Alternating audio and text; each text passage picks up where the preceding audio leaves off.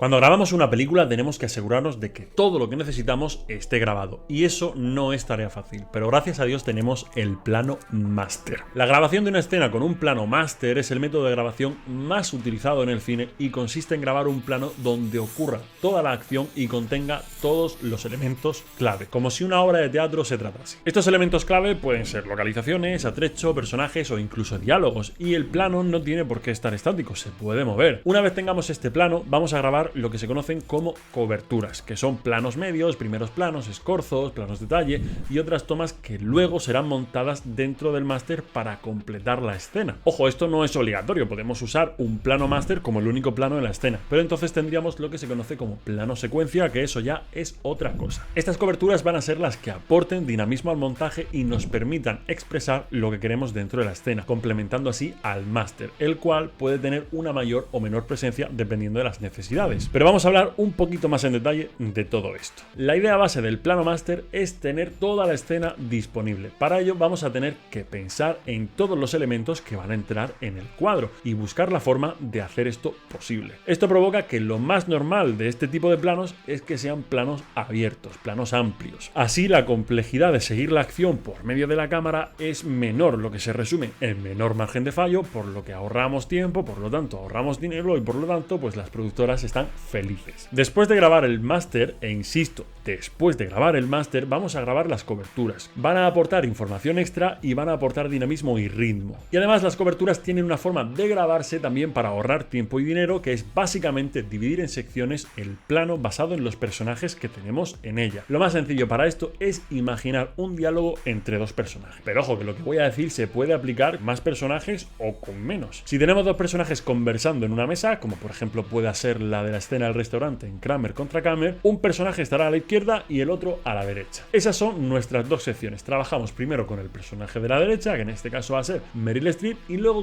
con el de la izquierda, que va a ser Dustin Hoffman. Una vez elegido el lado para trabajar, lo más recomendable es empezar a grabar de fuera hacia adentro, es decir, de planos más amplios a menos. Podemos empezar con escorzos, luego pasar a primeros planos, luego a primerísimos primer plano o luego a planos de detalle. Esto se hace así por varios motivos. Al elegir un personaje con el que trabajar hasta completar su participación, ayudamos a obtener una coherencia interpretativa mayor porque el actor está más fresco y más enfocado. También reducimos problemas que puedan producirse por raccord, por ejemplo, porque como digo, todo está más fresco. También ahorramos dinero porque podemos prescindir del actor que no está en primer plano, ya sea porque directamente no aparece o porque podemos sustituirlo por un doble de cuerpo, y así este actor puede estar maquillándose, rodando otra escena o simplemente tener el día libre y así ahorrar en presupuesto. Trabajar de fuera a adentro también ayuda, como he comentado, a mantener el raccord, pero sobre todo a facilitar el trabajo al resto de equipos, desde sonido, decorado, vestuario, pero sobre todo al departamento de iluminación, que tendrá que hacer menos ajustes para cada plano. Pero para hacer todo esto hay que llevar un registro adecuado de las posiciones de cámara, de los ángulos, de la altura, de las lentes,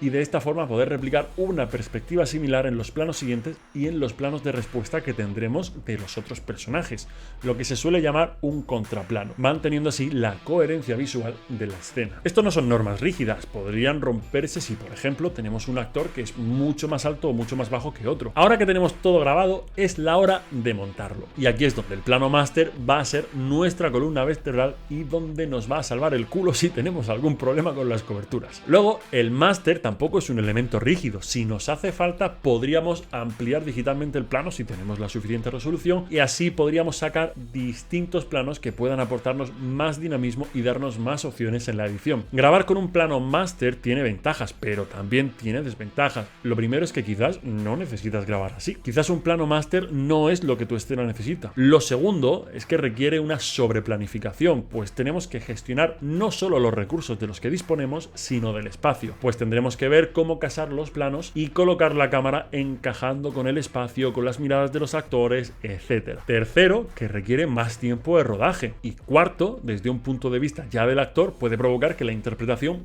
pierda en los planos más cercanos tras llevar un plano máster a la espalda. Pero esto ya realmente sería más culpa del director que del actor. El plano máster no es el único método a la hora de grabar.